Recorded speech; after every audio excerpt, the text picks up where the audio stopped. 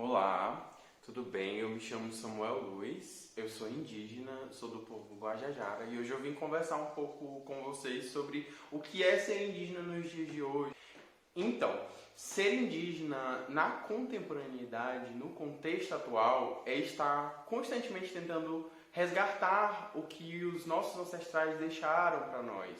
É um processo constante de resgate, de estar em busca de entender quais foram os conflitos, quais eram os pensamentos, que os povos que vieram anteriormente a nós deixaram.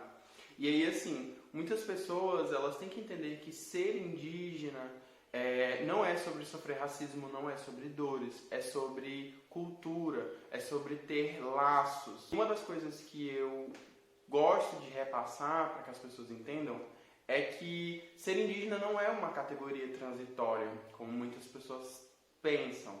Justamente porque sempre tem aquele questionamento. Ah, é indígena, mas está na cidade. Ah, é indígena, mas está com o celular. É sempre um questionamento que surge dentro dessas discussões, porque o colonialismo, o processo de colonização do Brasil, ele fez com que as características humanas dos indígenas fossem retiradas. Eles passaram a ser enxergados como bichos, seres que viviam no mato, que eram retrógrados, que não tinham política, não tinham cultura, não eram uma sociedade.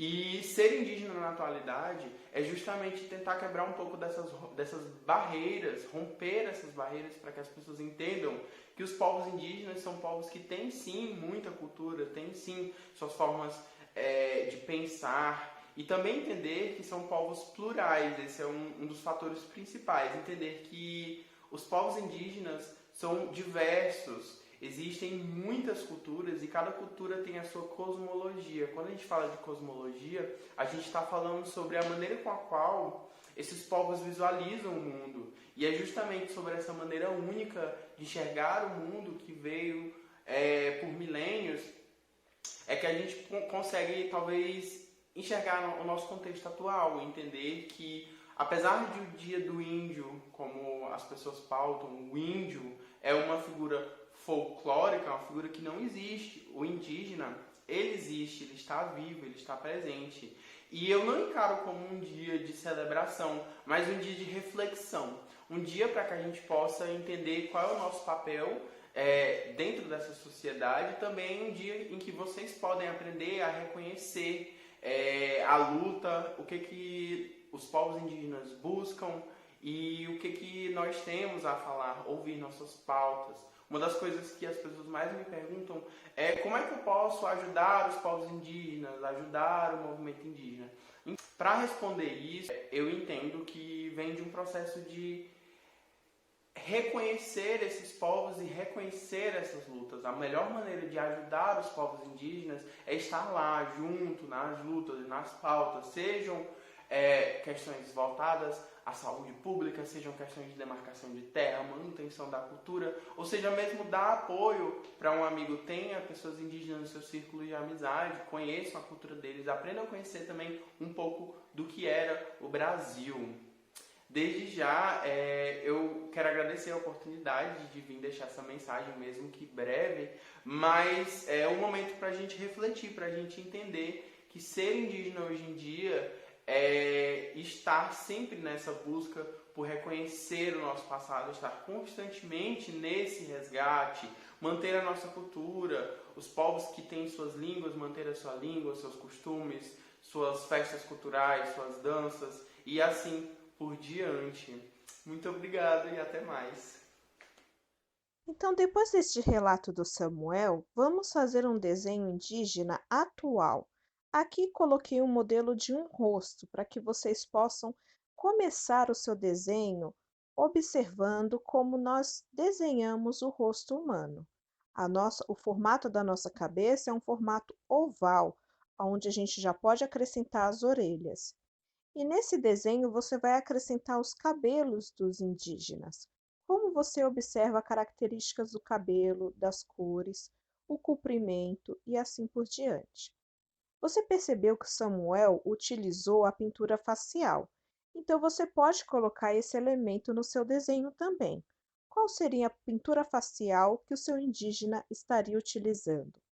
Tente colocar também elementos da modernidade.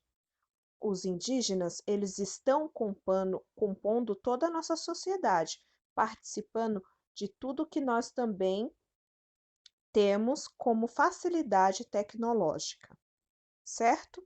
Então pense aonde o seu indígena está, se ele já está cursando uma faculdade, se ele está fazendo alguma atividade que possa marcar mais ainda as suas tradições.